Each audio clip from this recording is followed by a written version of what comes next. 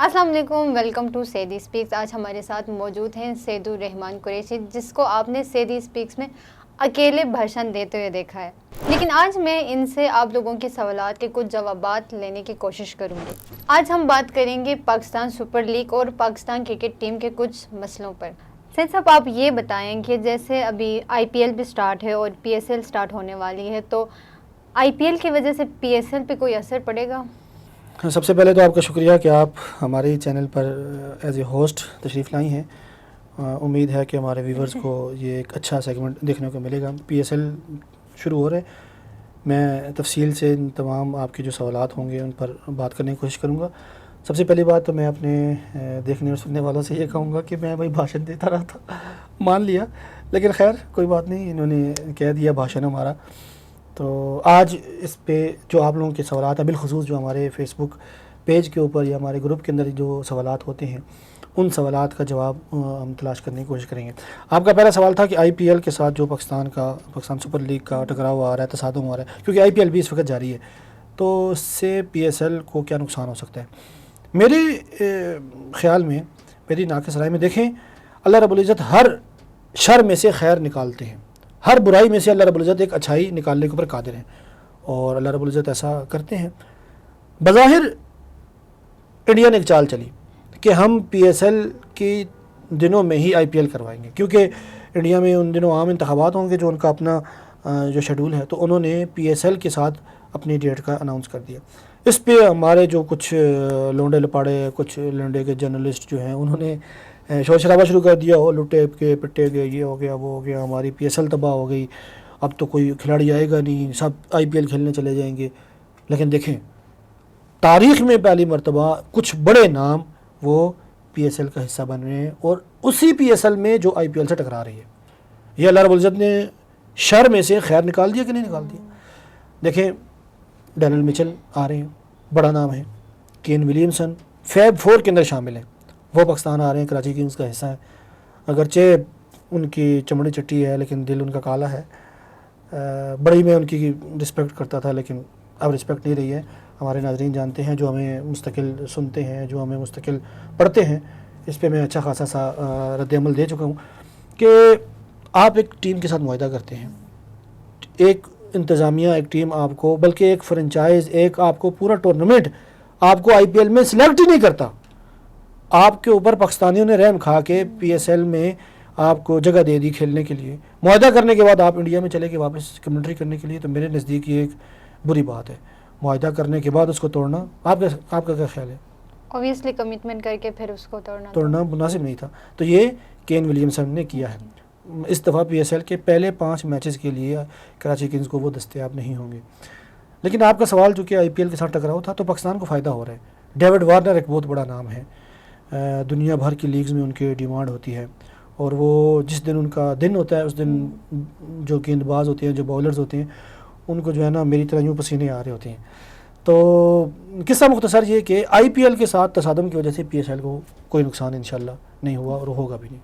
اچھا، سننے میں آ رہا ہے کہ پاکستان سپر لیگ کے اس ایڈیشن میں کچھ نئے ٹیکنالوجی ایڈ کر رہے ہیں، تو وہ کون سے ایسے ٹیکنالوجی ہیں؟ پاکستان سپر لیگ کے جو سی او ہیں سلمان نصیر، بہت اچھا کام کر رہے ہیں۔ وہ لیگ کو دن بدن اوپر لے کے جانے کی کوششوں میں ہیں، اس کو برانڈ بنانے کی کوششوں میں ہیں۔ تو اس دفعہ جو ہماری اطلاعات ہیں اس کے مطابق، ایک تو آٹو نو بال والی ٹیکنالوجی ہے، امپائر جو ہے وہ، مطلب کہ جو تھرڈ امپائر ہے وہ ڈائریکٹ آٹو نو بال دے دیا کرے گا۔ پہلے امپائر جو ہے وہ پہلے پاؤں کو دیکھتا تھا، اس کا پاؤں تو نہیں لائن کراس کر گیا، اور پھر اس کے بعد وہ گیند کو دیکھتا تھا کہ گیند کہاں جا کے ٹپک کھا رہی ہے، امپیکٹ کیسا ہے، اور گیند وکٹ کو مس کر رہی ہے یا وکٹ کو ہٹ کر رہی ہے، تو یہ تمام تر امپائر کے ذمہ کام ہوتا تھا۔ اب وہ کیا، ہاں آئی پی ایل میں بھی ہے، بلکہ آئی پی ایل میں تو اس سے پہلے سے ہے، اور آئی پی ایل تو بھائی ٹیکنالوجی ہے، وہ کیا کہتے ہیں، ٹیکنالوجی ہے۔ تو خیر یہ تو مذاق تھا۔ پاکستان میں یہ ٹیکنالوجی متعارف کروائی جا رہی ہے، اور اس کے ساتھ ساتھ جو ہے ایک وہ 3D ویو جو ہے، جس میں وہ باؤلرز ٹو بیٹسمین ایک 3D ماڈل کے ذریعے نا بتایا جاتا ہے کہ یہ اس بلے باز کے لیے یہ ٹیکنالوجی یوز ہوگی، یہ کھلاڑی یہاں پہ کھڑا ہوگا، مڈ آن پہ، مڈ آف پہ، گلی پہ، سلی مڈ آن پہ. تو یہ تمام تر جو فیلڈنگ پوائنٹ ہیں اس کے جو فیلڈرز ہیں وہ ٹیکنالوجی کے ذریعے میچ کے دوران دکھائے جائیں گے. اسپائڈر کیم ہے اور بیگی گرین کیم ہے، اس کے علاوہ ہاک آئی ہے. تو اس طرح کی تمام ٹیکنالوجیز جو ہیں وہ اس PSL میں ایڈ کی جا رہی ہیں. اچھا آپ یہ بتائیں آپ کو کون سی ٹیم مضبوط لگتی ہے؟ ٹیمیں ساری اچھی ہیں، تمام ٹیموں نے ترکش میں اپنے تیر سجا لیے ہیں، سب نے اچھے کھلاڑی منتخب کیے ہیں. لیکن میں اس دفعہ کراچی کنگز کو ذرا ٹاپ آف دا ٹیبل دیکھنا چاہ رہا ہوں.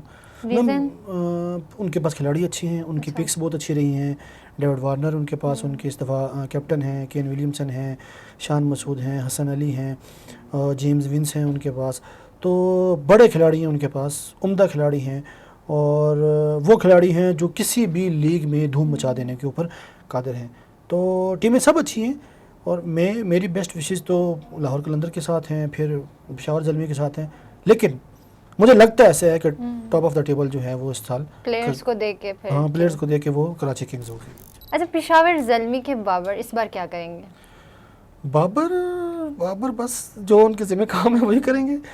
بابر اصل میں کچھ، میرا تو مشورہ یہ تھا کہ شادی کر لیتا، کوئی بندے کا فوکس ایک جگہ ہوتا، وہ تھوڑا سا فریش ہو کے آتا، میدان میں اترتا اور کچھ نئے انداز سے وہ کرکٹ کھیلتا. لیکن خیر پتہ نہیں، شادی بھی نہیں کر رہا اللہ کا بندہ، اور اس کے بلے سے رنز بھی نہیں نکل رہے. تو امید ہے کہ اس سال PSL کے ایڈیشن سے وہ دوبارہ سے اپنی اس فارم کو پکڑے گا جس کے لیے وہ مشہور تھا. ہم اس کی کور ڈرائیوز دیکھیں گے، ہم اس کا اسٹرائک ریٹ عمدہ ہوتا ہوا دیکھیں گے، اور بابر کو میچ فنش کرتا ہوا دیکھیں گے. بابر اور سائم ایوب کی جوڑی T20 میں دھوم مچانے کے لیے تیار ہے. سائم ایوب ایک ابھرتا ہوا نوجوان سپر اسٹار ہے، اور بابر اعظم تو بھائی بابر اعظم ہے، بابر تو بابر ہے. بابر کے علاوہ کرکٹ میں رکھا کیا ہے؟ میں خود بابر کی بیٹنگ کا بہت زیادہ شوقین ہوں، فین ہوں، دیکھتا ہوں. تو میرے خیال میں بابر کے پاس یہ ایک بہترین چانس ہے کہ اپنے اوپر لگے اس دبے کو دھونے کی کوشش کرے کہ وہ بابر میچ فنشر نہیں ہے. بابر اپنا اسٹرائک ریٹ عمدہ کرے، بابر چھکے مارے، اور بابر میچ کو فنش کر کے باہر آئے، ٹیم کو جتوا کر باہر آئے. اچھا ابھی ہم نے بات کی پشاور زلمی کی، تو سب سے زیادہ اگر فینس ہم دیکھیں تو پشاور زلمی کے، لیکن پشاور میں میچز کیوں نہیں ہوتے؟ بہت اہم سوال ہے. دیکھیں پشاور میں ایک اسٹیڈیم ہے، انٹرنیشنل اسٹیڈیم ہے، وہاں پہ پاکستان انڈیا کے میچز ہو چکے ہیں. 2006 میں مجھے یاد ہے پاکستان انڈیا کا ایک میچ ہوا تھا. انفارچونیٹلی غالباً وہ میچ پاکستان ہار گیا تھا.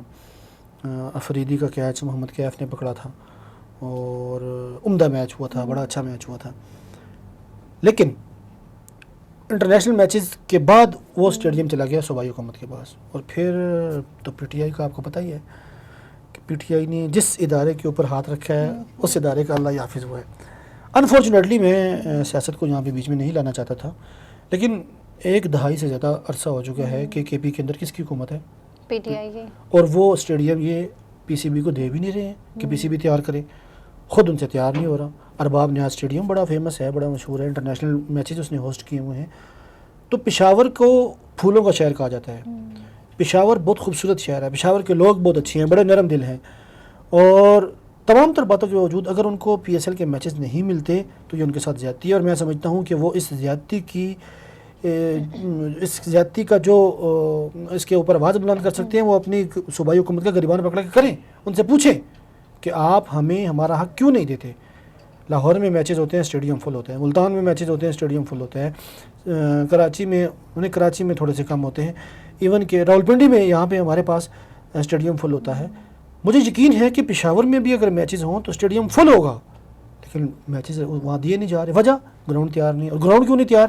کہ وہ اسٹیڈیم صوبائی حکومت کے پاس ہے، اور صوبائی حکومت کی ترجیحات وہ اڈیالہ والے عمران خان صاحب کے ارد گرد گھومتی ہیں، وہ اپنے کام سے پہلوتئی کر رہے ہیں. تو وہ اسٹیڈیم تیار کریں، نہیں کر سکتے PCB کو دے دیں. PCB نے ابھی حیدرآباد اسٹیڈیم کے لیے کہا ہے ہم خرچہ کریں گے، PCB نے فیصل آباد اسٹیڈیم کے لیے کہا ہے کہ ہم خرچہ کریں گے، اس کو دوبارہ سے اپ گریڈ کریں گے. آپ دیکھیں پنڈی کا کتنا بہترین اسٹیڈیم بنایا، لاہور کا کتنا بہترین جو PCB کا ہیڈ کوارٹر ہے کتنا عمدہ بنا دیا ہے، کراچی کا اسٹیڈیم توڑ کے انہوں نے دوبارہ بنایا ہے. تو پشاور کا اسٹیڈیم بھی ود ان نو ٹائم 2 ماہ کا ٹائم دیں، محسن سپیڈ جو ہے مطلب محسن نقوی جو ہے وہ اس کو پورا کر دیں گے، مکمل کر دیں گے. تو یہ تھی ہماری آج کی گفتگو. امید کرتے ہیں کہ آپ سب کو پسند آئی ہوگی، اور اس سیریز کو ہم انشاءاللہ PSL کے اینڈ تک لے کے جائیں گے. ملتے ہیں نیکسٹ ویڈیو میں. اللہ حافظ. اللہ حافظ.